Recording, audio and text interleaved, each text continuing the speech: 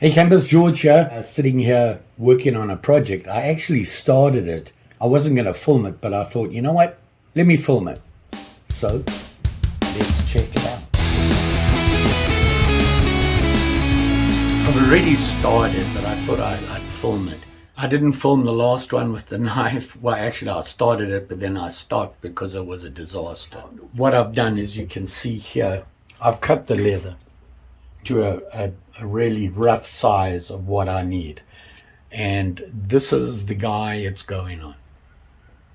My Opinel number 12 folding saw.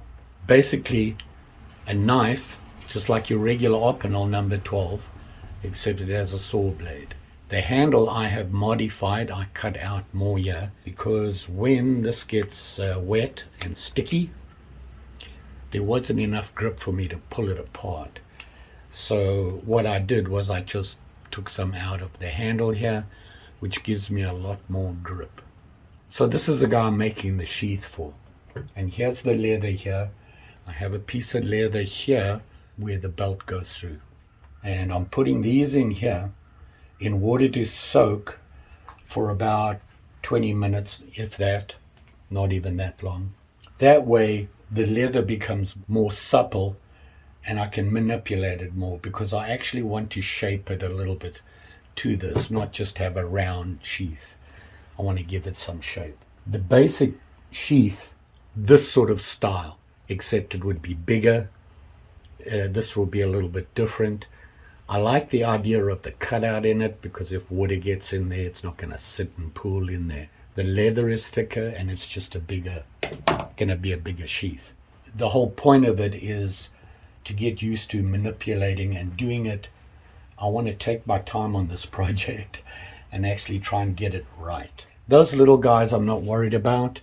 I want this to look good. Because it was such a disaster with the knife, I decided, okay, stop what you're doing and let's start again and try a different project. I'm ordering thicker leather for the knife. This leather was just not thick enough. Made a mistake with that, although it's turning out to be probably just right for the Opinel 12s. And the thin leather is fine for the little Opinels and the little folders and the slips. Get it all together and onto the saw, mold it a bit, and then let it sit and totally dry. Okay, I've taken the leather out now, and I'm going to set it up now and start trying to form it to the shape of the saw. Now, because it's a wood saw and whatever, I've wrapped it in saran wrap. I want to try and keep as much of the water out, the liquid out that's inside. So I just give it a quick wrap. You don't want to put too much on because you're going to make this bigger. When I was doing the knife disaster, I found that, they said to use file clips, these things.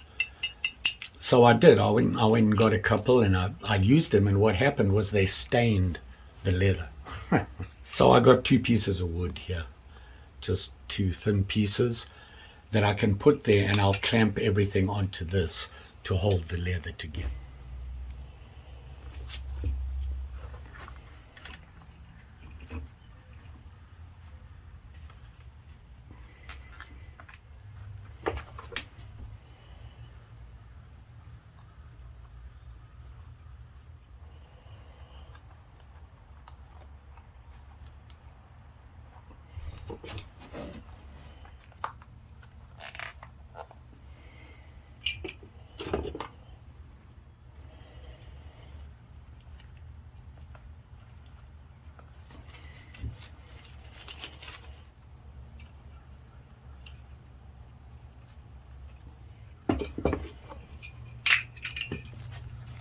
Here you can see I've kind of clamped it. I found this to be the best way to do it.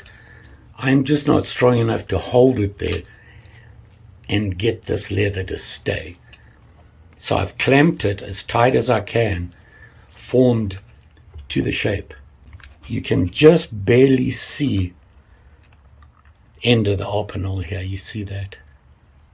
I want that to be as tight as possible. Now my handle is curved, so over here it's not going to be quite as close. So I'm just working the leather here to form to the shape. Now I'm just going to let this sit for 12 hours, overnight anyway, so we'll see what happens from here. Back in the workshop. Sun is kind of sort of shining today. Was a rainy day yesterday. You all know me, when I get onto something, I'm there 100%. I do a lot of research. I watch videos, I read about it, I look at different options. I have to take into account my budget, what I can afford right now, and that sort of thing. It's not easy being on a budget, but if you're patient and you use the time while you gather your cash resources, you can practice stuff and things like that. So that's what I tend to do. And every time I watch a video, I'm like, oh, yeah, got to change the way I do that. But as you can see, the layout has changed here on my bench. Now I have a wood bench. When I bang on it, everything bounces everywhere. There's no way I can get around that. I can help it by putting a different surface on. This is what I could afford. Now it's just basically a cutting mat for a kitchen. They say use a hard surface, and the number one thing you should have is one of these things, a cutting mat. Well, I had this one in the man cave. I have a big one on the man cave, but it's got stickers and things on it. I can't use that, so I'm gonna have to get another one. We'll use this in the meantime because most of my projects are reasonably small. Let's have a look where that sheath is right now. Here we are, and I clamped it together and everything like that, and left it basically about over 12 hours. I come in here and I'm looking, and the first thing I see those black spots? It's almost like mold. This is new. What do I do about that now? Can I get rid of them? Maybe I just learned that leaving it in the shed overnight when it's hot and muggy, not a good idea. Now, it kind of feels dry, I think. So I'm going to take all this off and let's see what happens. Now you can see what I was talking about, the marks left by things that you use. I don't know where this is coming from. It's bleeding off here for some reason, and I'm not sure why. Do I need to stop using this? Well, I found another use for scrap leather. But now you can really see, look at that, these mold marks. Now this leather, I believe, was vegetable tanned. It hasn't been dyed. It's just the plain leather. I plan on dyeing this. I bought a dye the other day and I didn't check to make sure that my order was correct. It defaulted to red. It's awful. And so I had to reorder. So I'm waiting on the dye. But I've got stuff I can do in the meantime. We want to see what happened to this. So I'm going to open this off and I'm going to take this out and let's see the shape here. Now it looks like it's held its shape, which didn't happen before. If you look on the inside, you can see the marks. This actually came out better than I thought it was. The problem I'm worried about, and this happened before when I was trying to do it on a knife, was it was nice and shaped and I was opening and closing it and doing stuff and it kind of lost it. So maybe I have to be more careful with that. This is a place where I really struggle, and that is figuring out where to cut, because you want to get as close as you can to the shape of it, especially when you're doing a knife, because you're going to have to put a welt in, and that welt is the way I struggle. I tried it, I put the welt in, I got it wrong. When I trimmed everything out, the welt fell off. I had it in the wrong place. This is a saw. It doesn't have a sharp blade on it. I'm not going to use a welt on it. That'll come later. I'm going one step at a time here. Each project I use, I want to get more and more involved and eventually get to where I want to be, and that is fixed blade knife sheaths. I'm really taking my time on this one, so it's going to take me a while. I'm in no hurry, got to wait for the dye and things like that, but I want to get this right. It's frustrating me. So now I have to make sure my fit is good. When I slide it in, watch this blade and this mark. It comes in and it goes right over that mark and comes back in. I can't stitch it down there. I have to give it a little bit of room.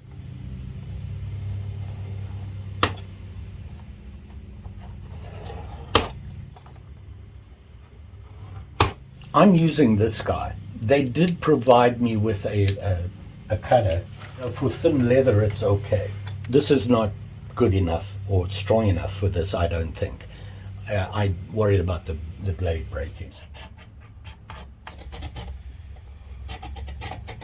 I have it trimmed off. This is the basic shape. It's going to be a lot smaller and tighter, but I now have my shape that I need to work off of. Remember this piece I cut off of the bottom here? If I'd been smart, I could have used this for my belt. So this is now scrap, but I'll keep it because I know I now have another one that I could use on some other project.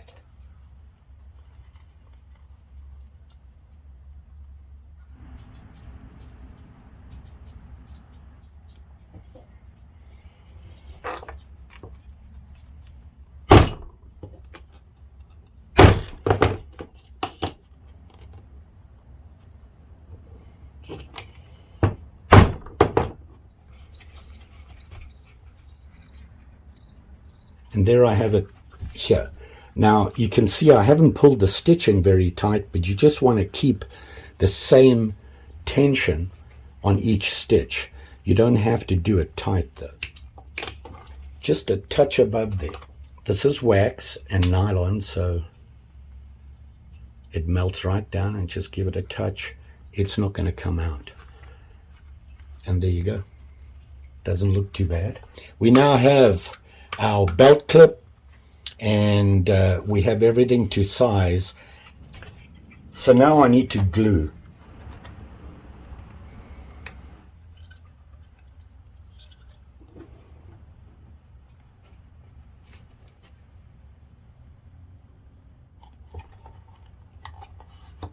So I glued it down.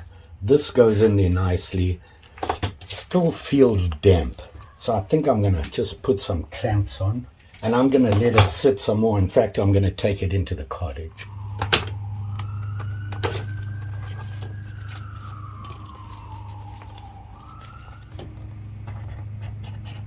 I just wanted to trim that off so it looks straighter, because I want to use this and this as my guide for my stitching.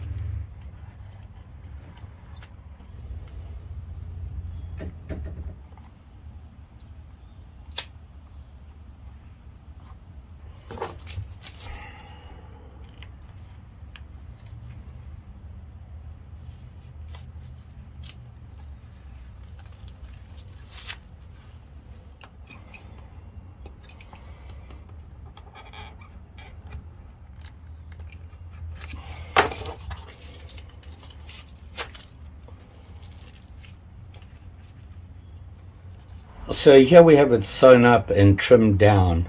This is a little crooked, but I like the way the sewing worked. My stitching is getting better. I took my time longer on it, and you can see right away it's starting to lose that form that I had on it. Now if I push back in there and then do this, it's back again. But it's doing the job. Have to wait for the stain though, unfortunately. I am going to take this off. Now I'm going to show you something, and I forgot about this and I did it again.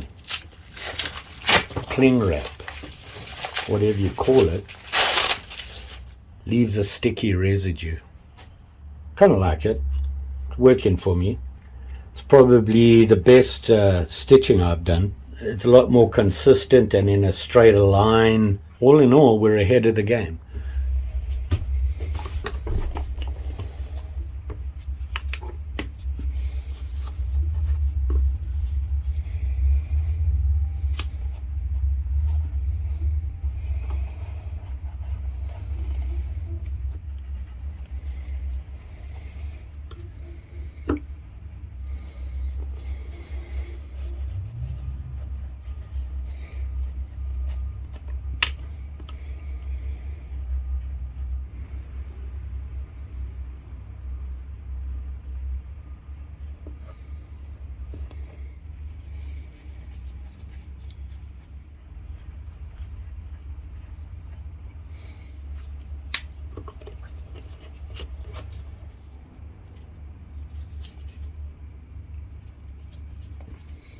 So there you are. That's where we are now. Now, you might have noticed when I made the sheath, all my Opinels, I like the sheaths to have that little cutout at the bottom so that if water gets in, it doesn't sit in there. It'll just run out. So I had already stitched it up and done all the good stuff and was waiting for it to dry and it would be done. And then I looked at it and I said, whoops. So I did that, cut the hole out. And you can see here that when you put it in, you can see, which is the way all of my Opinel sheaths are. And I'm trying to be consistent, which is kind of hard apparently because I forget. But all I have left to do now is just to clean up these edges. And I use that with this burnishing gum here. And you just put it on and you give it a good rub and it really makes them nice. You can see right now they're looking a little rough. And I'm going to put some burnishing gum on it quickly. By the way, when I cut that hole in there, I had to unpick all my sewing, get all the stitching out, redo it because I cut half of it away and say hello to Mary. She decided to grace us with her presence.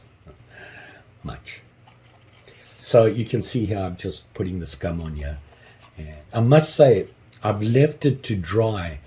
And now that it's really dry, the leather is totally different. It's not as supple as it was, which is a good thing. My burnishing stick, and if you're not familiar with these, it has different sizes here, which allows you to rub on the leather. You just give it a rub-a-dub-dub like this. You don't have to press hard. You just go along, and when the gum, get the So I'll rub this quickly and then show you. Remember how it looked? It's much cleaner now. There's no fluffiness to it. And I'll do it again later just because I like to just add to it. To just rub it. You can see it there, how it burnishes it up. And that's about it. Here's my Opinel 12, the one that I modified. And it goes right in there, and you can see the tip sticking out there, and there it is. And you have your belt clip. I thought about adding a little loop to make it so you can wear it around your neck, but this is it's actually a pretty big saw, and it's heavy. The handle's heavy. There you go. Look, a sheath that actually worked. This is probably the best leather work I've done so far. It was fairly straightforward. It didn't really require a welt in it, which makes life a lot easier, certainly for me. All that I have left to do now is let it dry and sit for a while, and then I'm going to get some linseed oil and put it in there, which keeps the leather. It stops it from drying too much and cracking. My Opinel folding saw sheath. Pretty proud of it. Like I said, it's probably the one that really worked. My stitching is getting better, still not quite consistent enough, and I got to figure that out. What can I say? Don't forget, like, share, subscribe. You know the story. Pretty sure I'll be back again. I've got something else going on. I've got some knives coming in. I haven't been doing very many knife reviews. I've just been busy. I got caught up with leather work and modifying knives and things like that, which I got to admit I really enjoy doing. So I've been kind of doing a lot of that, but I need to get back to doing my knife reviews and stuff like that, because you all be safe out there. And with these sharp and shinies, even the saw has a bunch of sharp and shinies on it. Just saying. Thanks for watching. See you again soon.